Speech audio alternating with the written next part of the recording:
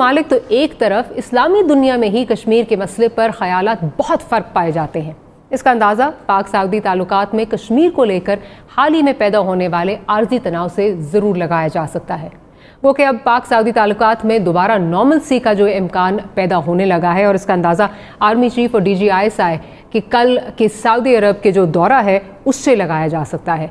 लेकिन फिर भी बुनियादी सवाल वही है कि कश्मीर पर आलमी नुक्ता निगाह गुज़िश्ता एक साल की ख़राब तरीन हालात के बावजूद भी तब्दील क्यों नहीं हो सका है।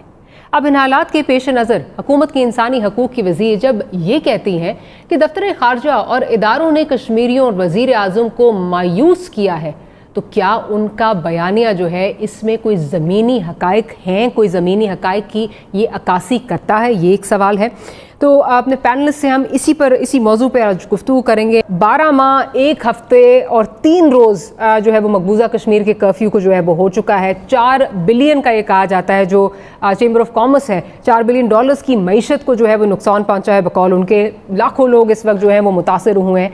लेकिन अब हम जो इस वक्त चीज़ें देख रहे हैं कि पाकिस्तान की हद तक अगर हम देखें कि चाइना को पाकिस्तान ने प्रोपोगेट किया, चाइना ने आगे उसको पुश किया, यूनाइटेड नेशन सिक्योरिटी काउंसिल के इजलास हुए, 3 इजलास हुए, कोई तब्दीली लेकिन नज़र नहीं आ रही है। जनरल साहब, जो शीरी मज़ारी साहिबा का पॉइंट ऑफ व्यू है, क्या आप उससे मुत्तफ़िक हैं, या जिस तरह अभी शाह साहब बात कर रहे हैं और उसमें कोई मेरा ख्याल है बड़ी उसमें क्रेडिबिलिटी नज़र आती है कि एक मुख्तलिफ मौक़िफ़ हुकूमती क्वार्टर्स से जो है वो आ रहा है, which is not good for the Kashmiri cause. क्या आप समझते हैं कि ये चीज़ नज़र आ रही है और हुकूमत को एक यकसुई से जो है वो एक अपना कंसर्टेड एफर्ट, एक यकसू जो है वो मौक़िफ़ भी उनकी तरफ से आना चाहिए? बिस्मिल्लाहिर्रहमानिर्रहीम। देखिए, जो उन्होंने एतराज़ किया है, जो बात की है, बात दुरुस्त है, उसमें तो कोई शक नहीं है। लेकिन वही बात है कि आप ये चीज़ें पब्लिकली नहीं बात करते, आपको अंदरून खाना अपने डिस्कशंस करनी चाहिए, और उधर पॉइंट कैबिनेट मीटिंग होती है, वहां ये पॉइंट आउट कर सकती थी। इसी तरह जैसे शाह महमूद कुरैशी साहब ने पब्लिकली अपना ख्याल का इजहार कर दिया सऊदी अरेबिया या OIC के बारे में, ये भी पब्लिकली बात करने वाली नहीं थी। सो मकसद कहने का ये है कि ये भी एक इमेच्योर किस्म का आपका अमल है, या आपका कॉन्डक्ट है कि आप वो पब्लिकली बातें करती हैं जो आपकी वीकनेस को जाहिर करती हैं। ये कोई भी मुल्क नहीं करता। अपनी वीकनेसेस या आपके अंदर कोऑर्डिनेशन के इश्यूज हैं तो वो आप अपने घर में बैठ के अंदर बात करें, अपनी कैबिनेट मीटिंग्स में, ये डेफिनेटली खराबी है। लेकिन दूसरी तरफ जो बात दुरुस्त है वो ये है कि प्राइम मिनिस्टर ने जब यूनाइटेड नेशन में तकरीर की थी तो उसका एक बड़ा इम्पैक्ट था, लेकिन वो इम्पैक्ट जो क्रिएट हुआ वो डिल्यूट होता गया। उसकी वजह यह है कि फॉरेन ऑफिस ने उस इम्पैक्ट को फर्दर अपने एडवांटेज के लिए ट्रांसलेट करने की कोशिश नहीं की। उसमें बहुत कुछ करने को था। देखिए, उस वक्त भी इंडिया ने जब ये स्टेटस बदला है कश्मीर का, उसको यूनियन टेरिटरी वगैरह बनाया, तो वो एक बड़ा मासूम सा हम लोगों को एक एक्सप्लेनेशन देते थे मासूमाना। वो ये थी कि जनाब, हमारा आइन था, हमारा आर्टिकल 370 था, हमने लगाया था, उसमें डाला था, हमने निकाल दिया, तो इसमें बुराई क्या है? ये तो हमारा घर का मामला है, हमारा आइन है ना, पाकिस्तान को तो नहीं है। ये वो चीज है जो किसी ने इनके नैरेटिव को काउंटर करना था दुनिया में, और वो जहां जहां जाके ये नैरेटिव अपना फैला रहे थे, अगर बाद में उनके लीडर्स की गुफ्तगू सुने, इवन ट्रंप ने 1-2 दफा कहा कि भारत कहता है कि ये हमारा अंदरूनी मामला है, तो बस ठीक है। ये वो चीज है जो कि दुनिया में बावर करानी थी, क्योंकि लोग इतनी सरदर्दी नहीं उठाते कि वो कागजात को खंगालते फिरे और उसमें से निकालने की यूनाइटेड नेशन की करारदादें क्या कहती हैं, ये जिनेवा कन्वेंशंस क्या कहते हैं। अब सूरत हाल यहां तक पहुंच गई है कि वहां पे आप आबादी का तनासब बदलता देख रहे हैं, which is a very serious thing. लेकिन आपने साल में इस आने वाले खतरे को रोकने का कोई काम नहीं किया। पाकिस्तान के हवाले से अगर देखा जाए तो लगता है कि GCC ममालिक जो हैं वो, it wouldn't be wrong to say, कि जिस तरह लिटरली आर्म ट्विस्टिंग जो है वो पाकिस्तान की हो रही है। अभी आपने देखा है पिछले दिनों क्या होता रहा है। क्या आप समझती हैं कि this is the fall out of the Jio politics, जो बहुत ज़्यादा लोगों के, बहुत ज़्यादा ममालिक के जो हैं वो अज़ाइम हैं, उसका ये फॉल आउट है, उसके नतीजे में जो है ये किया जा रहा है, पाकिस्तान को किसी और तरह से जो है वो आर्म ट्विस्टिंग की जा रही है, पाकिस्तान को, कश्मीर को एक जवाब बना के?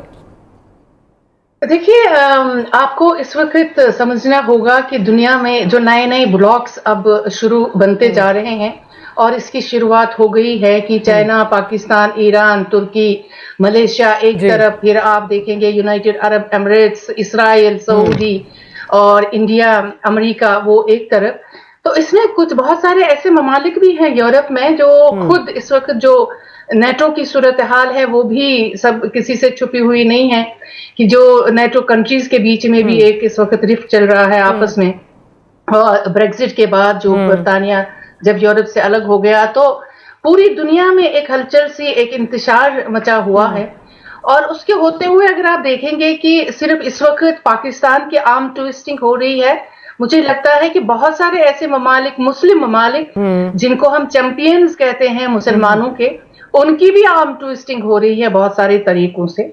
और जो बज़ाहिर नजर आ रहा है, लेकिन वो मतलब उसको आप विजिबल तो नहीं देखेंगे, लेकिन पीछे से आप देखेंगे तो मुझे इसमें एक चीज है कि जो पाकिस्तान ने भी अब लग रहा है कि एक तरफ से एक लाइन जो इख्तियार की है, जिसका तायुन, एक जो समत जो है, एक डायरेक्शन जो है इमरान खान ने जिसका तायुन किया है, वो भी ऐसा बुरा नहीं है जो लाइन उन्होंने इख्तियार की है। लेकिन सिर्फ आप उस एक लाइन पे रह के आगे अपना जो मौकिफ है वो उसकी हिमायत हासिल करेंगे, वो आज की दुनिया में शायद मुमकिन नहीं है।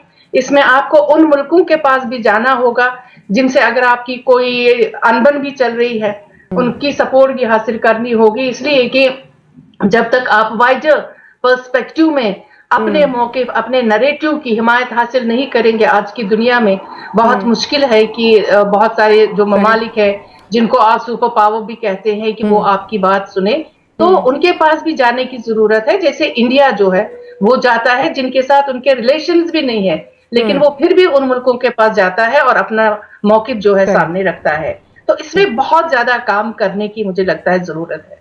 ठीक है ज़रा साहब, आपका पर्सपेक्टिव इस पे क्या है? जो जीसीसी के हवाले से जो चीज़ें हमें नज़र आ रही हैं, जिस तरह आर्म ट्विस्टिंग की जा रही है, क्या ये वही पुराना प्लान है जो भारत की ठेकेदारी से शुरू होता है और वहीं पे जो है वो ख़त्म होता है कितने की हद तक? क्या ये उसी का फॉल आउट है सारा जो नज़र आ रहा है हमें?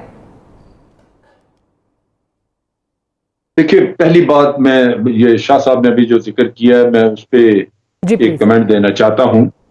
वो ये है कि आबादी का तनासब वादी में भी बदला जा रहा है और बड़ी जल्दी मुकम्मल बदला जाएगा। वहां आबाद करने की जरूरत नहीं है उनको।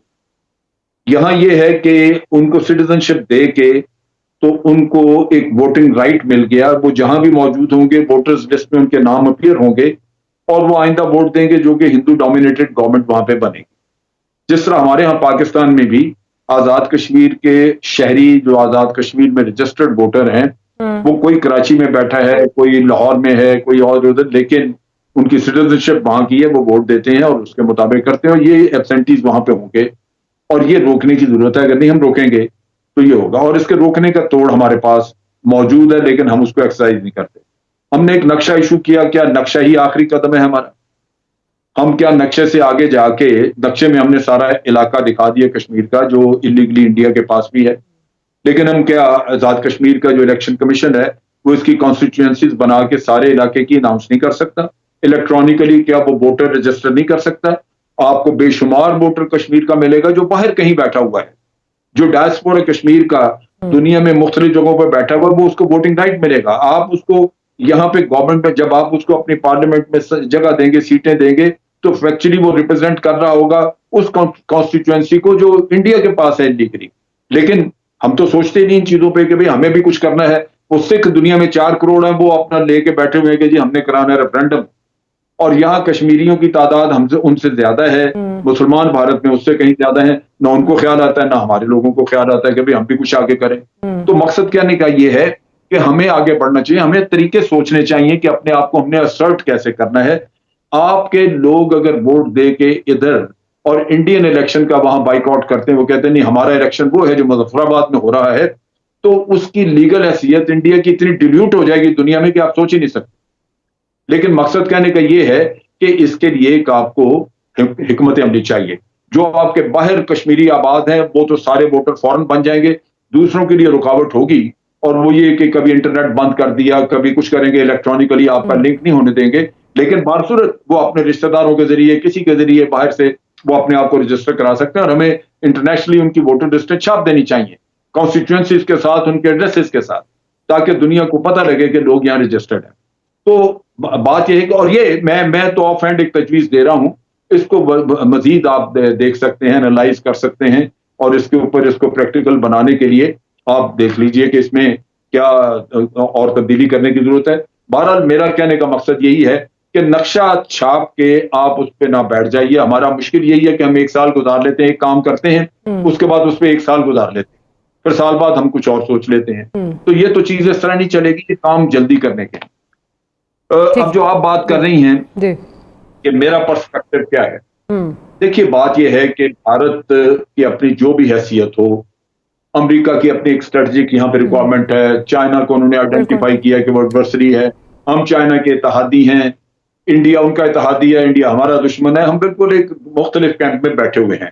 तो कोई चीज कॉमन नहीं, एक वक्त ही हमारा एक टेक्टिकल स्टेज, आप कह लीजिए कि एक स्टेज के ऊपर हमारा कुछ अमेरिका के साथ मफादात मिलते हैं जो अफगानिस्तान के नुक्ता निगाह से हैं, लेकिन उसमें भी अमेरिका आज वहां से निकलने के लिए तो ये आपको थोड़ा बहुत इस्तेमाल कर रहा है, लेकिन अंदर उसके पाकिस्तान के लिए जो ग्रज है, जो नफरत है, वो बहुत है। वो सर लेकिन मसला मैं ये पूछ रही थी कि इस दफा तो जीसीसी जो है वो इस्तेमाल हो रहा है ना, क्योंकि जो आर्म ट्विस्टिंग इस दफा हो रही है वो तो जीसीसी की तरफ से। जी मैं उससे भी आ रहा हूँ। तो ये जो अमेरिका को असल प्रॉब्लम है कि अगर पाकिस्तान हमारी मदद करता, पाकिस्तान तो हमें कहता रहा मुज़ाकरात करें, अगर ये मुज़ाकरात की बजाय जंग लड़ते हमारे साथ, तो शायद हम वहां से फातेह होकर निकलते अफगानिस्तान से। ये उनको बड़ा दुख है। तो नेचुरली हमें इस पे रिलाई नहीं करना चाहिए अमेरिका वगैरह पे, हमें यही देखना है कि हम अपना रास्ता खुद निकालें। मेरा सवाल हमेशा यही रहा है कि OIC हो, कोई भी हो, वो आपको क्या देते हैं या नहीं देते, क्या हमने अपना काम पूरा किया है, क्या हमने जाके अपना मौकफ जो है, अपना जो नैरेटिव है, वो घर घर जाके सुनाया हर मुल्क में, क्या इंडिया के नैरेटिव को काउंटर करने के लिए हम हर जगह पहुंचे हैं? हम नहीं पहुंचे। लेकिन इस पे मेरा ख्याल है तीनों मेहमानों का कंसेंसस है, आप तीनों यही बात कर रहे हैं कि उस तरह जो है वो बयानिया अपना नहीं बनाया गया, उस तरह नहीं जो है वो बयान किया गया।